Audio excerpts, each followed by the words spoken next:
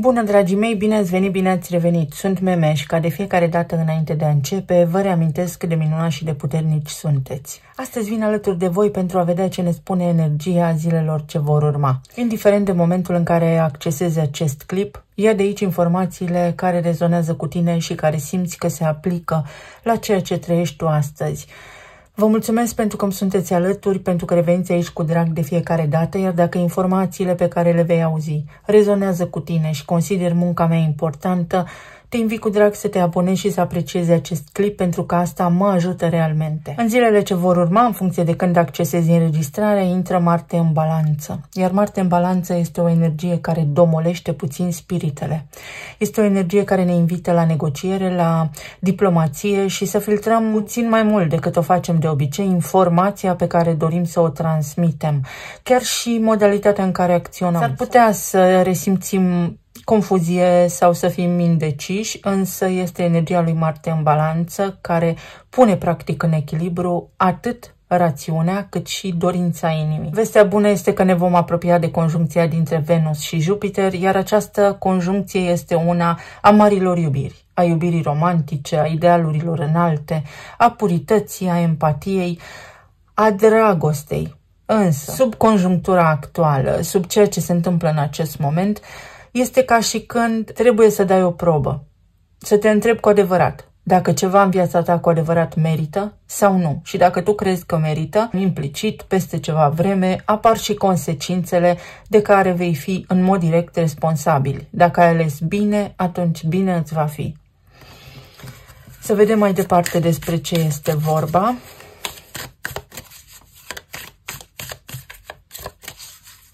Sub această conjuncție a lui Venus cu Jupiter, vă pot spune următorul lucru. În tot ceea ce ține de îndrăgostit, îndrăgostire și relații, femeile se îndrăgostesc de bărbați în prezența acestora, în timp ce bărbații, de cele mai multe ori, din cazuistică, se îndrăgostesc de femei în absența acestora. De cele mai multe ori urcăm oamenii pe un piedestal atunci când nu sunt lângă noi, când suntem în lipsă. Nu când sunt lângă noi și spațiul este plin sau poate chiar ne simțim sufocați de aceștia. Unii dintre voi poate aveți nevoie de acest mesaj. Să vedem. Onoare și noroc. Zile în care ești onorat sau poți onora viața, așa cum este ea în acest moment, pentru că asta ți întoarce prin efectul de bumerang prosperitate, șansă, noroc. Iubire, iubire adevărată și fidelitate. Exact ce vorbeam, sunt convinsă că deja ați văzut cum funcționează aceste lucruri și clar vederea. Să îți urmezi intuiția, să te întrebi cu adevărat și să pui în balanță, cu Marte în balanță, atât creierul cât și inima, rațiunea și simțirea, pentru că așa vei ști care este cea mai bună direcție pe care trebuie să mergi acum. La nivel de relații se pot lămuri niște lucruri importante, cât despre planul material și profesie putem avea indicii precum urmează. Profesia ta este una care te împlinește, ești satisfăcut profesional și personal de activitatea ta profesională, de responsabilitatea pe care o ai acolo, sau este necesar să acumulezi noi informații, să te actualizezi puțin. Cu Saturn în retrogradare nu avem timp de pierdut. Fiecare moment acum este prețios la maximum. Evoluție, o creștere, există o creștere aici. Dacă ești într-un conflict, îl poți tempera, îl poți dezarma, pentru că Marte intră în balanță. Dacă ai parte de ceva bun, urmează-ți intuiția și continuă să faci ceea ce faci, pentru că acel lucru poate crește frumos. Prosperitate. Zile cu prosperitate. Ziua de 6, ziua de 7. Pe 7 intră Marte în balanță și începând cu data de 10 vom simți energia lui Mercur care își reia mersul direct în Leu. Venus intră în Rac, este o emoție puternică, amplificată, trăire amplificată, să fiți atenți la aceste lucruri. Avem moartea, asul de bâte, frumos, o situație care se transformă, un început, o oportunitate. Cavalerul de spade, informație, acces la informație, educație, conversație. 8 de spade, eterna teamă care ne însoțește, pentru că întreaga lume este creată așa, și 7 de monede. 7 de monede aici ne ajută să fim calmi și ne mai ajută în următorul aspect sau în următoarea privință. Să ne gândim foarte bine că lucrurile nu stagnează, nu sunt niciodată iremediabile și irreversibile decât dacă părăsim spațiul fizic. Însă, tot ceea ce facem poate fi transformat. Nimic nu se pierde, totul se transformă.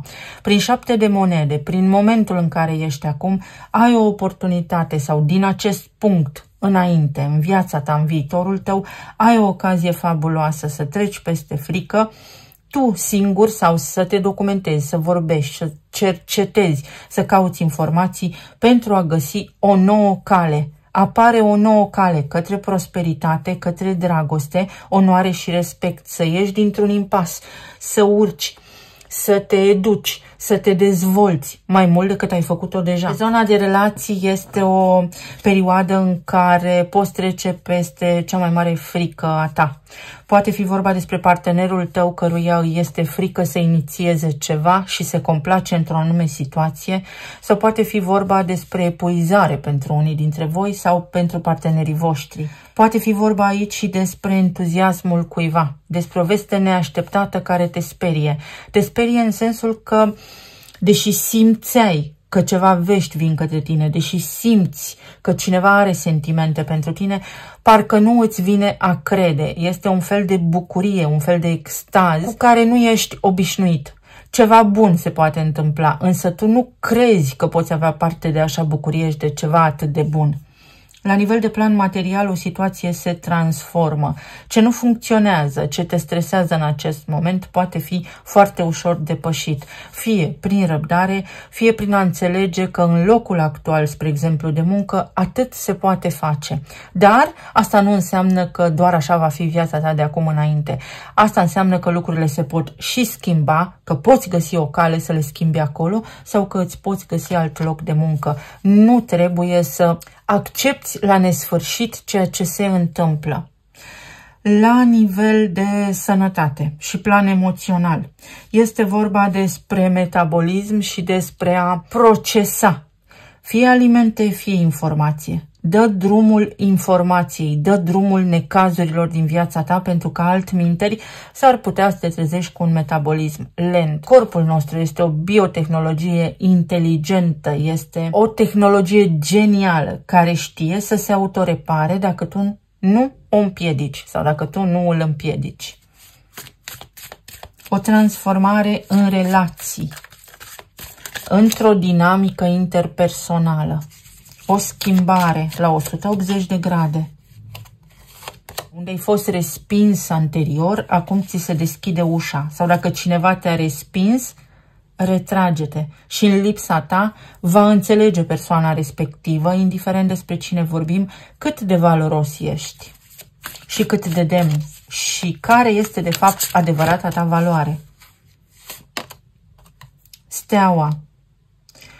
O nouă direcție. Oportunitate, un moment vital, de maximă importanță pentru o nouă direcție în viața ta, pe care nu îl vezi acum, pentru că ești prins în propria poveste de viață, însă intuiția ta te ghidează.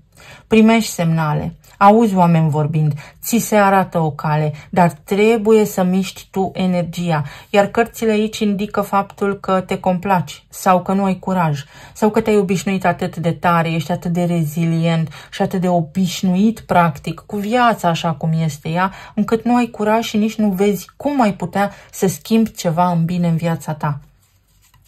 Steaua îți arată, numărul 17 vorbește despre omnisciență, clar simțire, clar vedere, îți arată calea, cât de aproape sau cât de departe ești de obiectivul tău, de ceea ce îți dorești. 3 de bâte.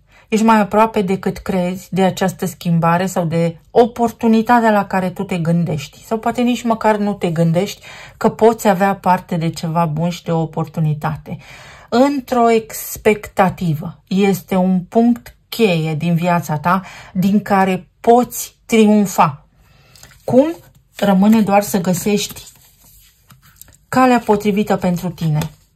Împărăteasa, o creștere formidabilă, încasezi niște bani, se schimbă ceva, poate fi vorba și despre sănătate, poate fi vorba și despre potență financiară, la propriu, împuternicire, să te simți bine, să te simți validat, să te simți respectat, cineva te tratează cu respect, cineva te apreciază, ești apreciat sau poți fi și apreciat, acolo unde nu te gândești, poate, sau chiar acolo unde ești.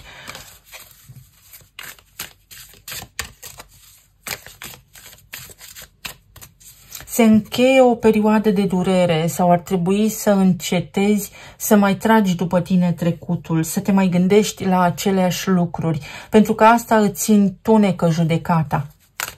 Ai nevoie de discernământ, cineva dă dovadă de discernământ, poți primi ajutor din partea unui prieten foarte bun.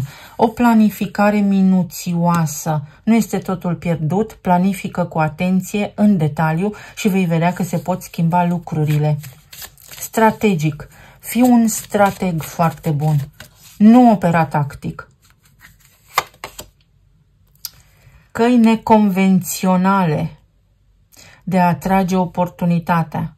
Oportunitatea despre care vă vorbesc aici va veni către tine, dar în forme sau sub o formă atipică. Ceva ce nu-ți imaginezi. Poate fi vorba și despre faptul că nu trebuie să accepti un compromis. Dacă cineva îți propune ceva, nu accepta dacă nu este un lucru demn, dacă nu te avantajează și nu este în acord cu legea. Mai poate fi vorba și despre faptul că poate trăiești ceva, o poveste, o relație care nu este convențională și ar trebui să o aduci în lumină, să te respecti pe tine pentru a fi respectat. Acest lucru îți va crea o oportunitate reală aici, în relația ta, să atingi acea senzație, să simți acele lucruri sau să ajungi acolo unde îți dorești, în punctul pe care ți-l dorești în relația respectivă și sensul vieții tale. O oportunitate, o zi importantă în care echilibrul tău interior, starea ta de bine, armonia sufletească te poate duce direct la țintă. Mai este vorba și despre cineva care țintește sus. O persoană care țintește sus în ceea ce te privește sau te respectă foarte mult, consideră că tu ești tot ce poate fi mai bun în această lume pentru această persoană. Sigur că există foarte multe variabile aici, pentru că noi suntem unici, însă, pentru unii dintre voi, mesajul este următorul. Și dacă ai trăit o poveste nefericită, și dacă ai avut o viață grea, asta nu înseamnă că nu poți avea o viață bună care începe din acest moment. O descoperire. Poți face o descoperire sau ești descoperit tu. Ori s-ar putea să apară vreo plată surpriză, vreo factură la care nu te-ai gândit, dar se pot rezolva lucrurile pentru că poți planifica aceste cheltuieli. Ori este vorba despre faptul că poți primi un bonus, te poate ajuta cineva la nivel financiar într-o anumită privință. Asul de spade, claritate și o discuție importantă, acte oficiale, luminarea minții, ceva ce are legătură cu acte oficiale, cu instituții publice, cu acte de rezidență. Îți poți schimba actul de identitate, atenție la acte, actele de la mașină, actele de la casă. Poate fi vorba și despre informații care sunt vitale pentru tine în acest moment prezent. Mă uitam la această carte și mi-a venit în minte situația actuală din întreaga lume cu fenomenele acestea climatice ieșite din comun, care au legătură cu inteligența artificială pe de o parte și cu alte lucruri pe de altă parte. De ce cu inteligența artificială și de ce va fi apa o resursă foarte scumpă în viitor? Pentru că inteligența artificială are nevoie de apă. Nu inteligența artificială în mod direct, ci centrele de date în care se află serverele pe care este găzduită acum inteligența artificială, au nevoie de răcire. Și când spun centre, vorbesc despre kilometri întregi de pământ care au aceste centre. Sunt ca niște hale cu echipamente unde se folosește foarte multă energie electrică și este nevoie de o cantitate enormă, imensă de apă pentru a răci acele centre. Altfel s-ar produce explozii sau ar lua foc. De aceea, această apă, când este circulată și recirculată, la un moment dat se pierde, se evaporă, ajunge în câmp, în atmosferă și pentru a nu fi pierdută, ori se însămânțează artificial nori pentru a ploua ca să aducă apa înapoi, ori pur și simplu se produc fenomene meteorologice în atmosferă și de acolo cantitatea mare de precipitații. Acolo unde mai sunt inundații, prin orașe, așa cum vedem peste tot, cum am avut și noi în România, cum au fost și în New York și în Valencia și așa mai departe, vorbim despre mâna omului.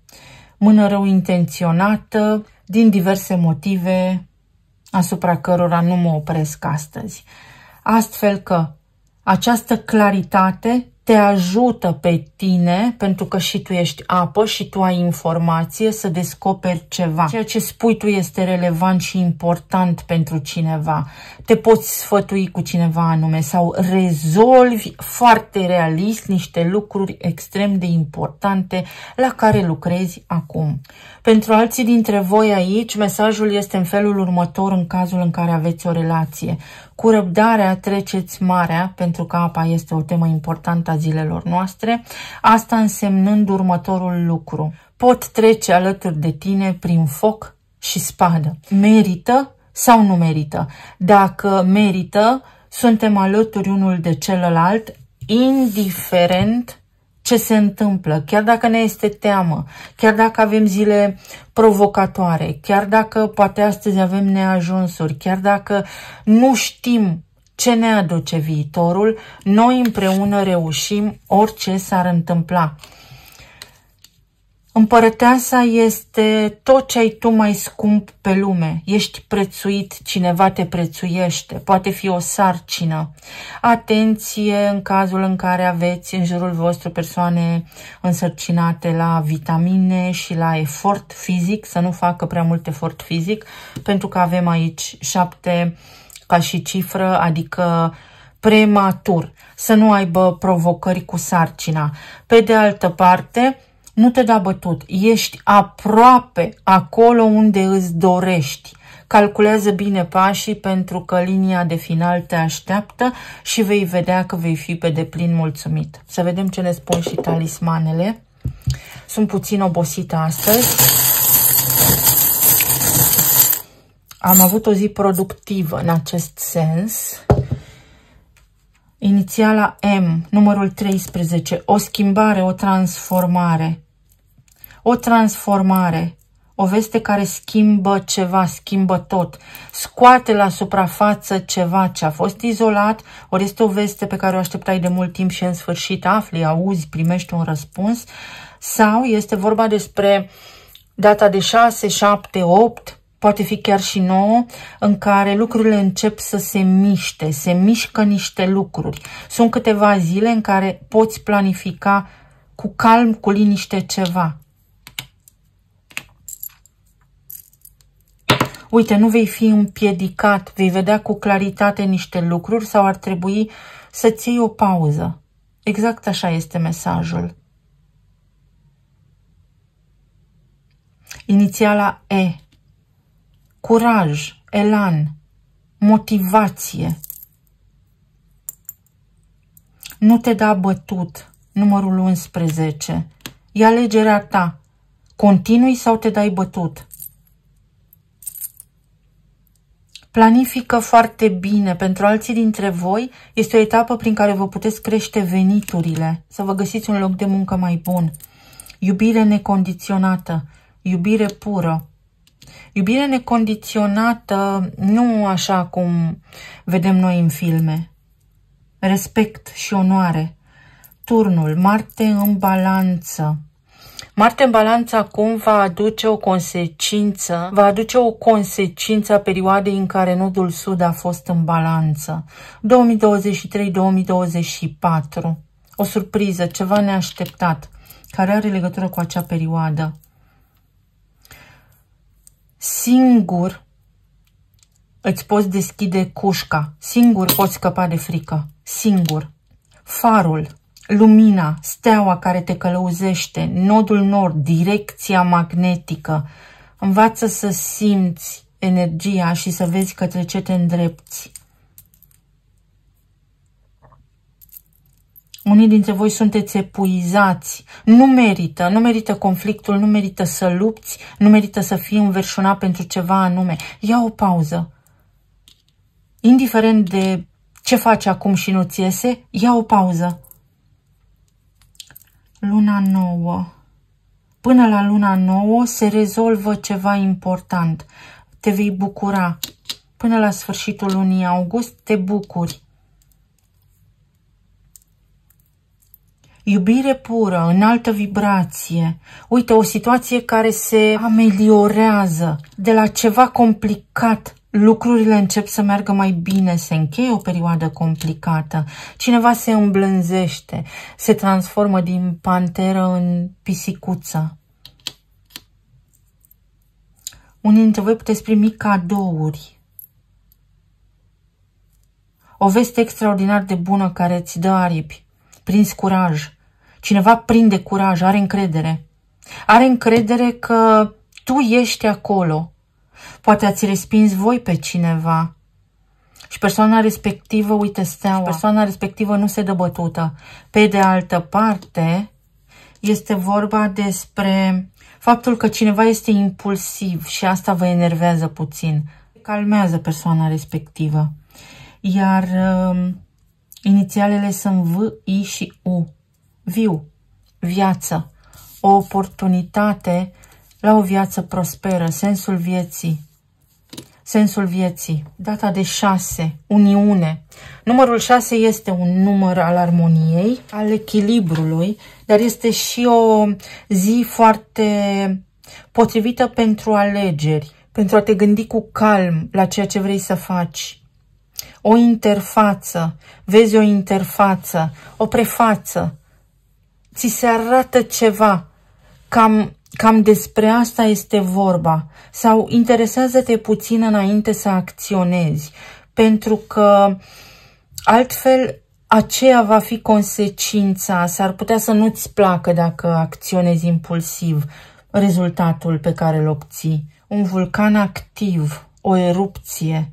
Atenție la erupții cutanate, în general pielea indică anxietatea de separare sau dacă avem erupții cutanate mai pot fi legate de conflicte de respingere, repulsie, respingere. Dacă cineva te-a respins sau dacă ai respins ceva anume, te poți trezi cu iritații pe piele. Amintirea este vie, încă vie. Deci ceva nu a fost dat uitării aici și poate însemna că este bine sau nu, în funcție de senzația pe care o trăiești acum. Nu păstra o amintire vie dacă aceasta îți face rău. Vă mulțumesc foarte mult, vă doresc să aveți zile minunate, să fiți bine, sănătoși și iubiți, să ne auzim cu bine și data viitoare, pe curând. Pa, pa!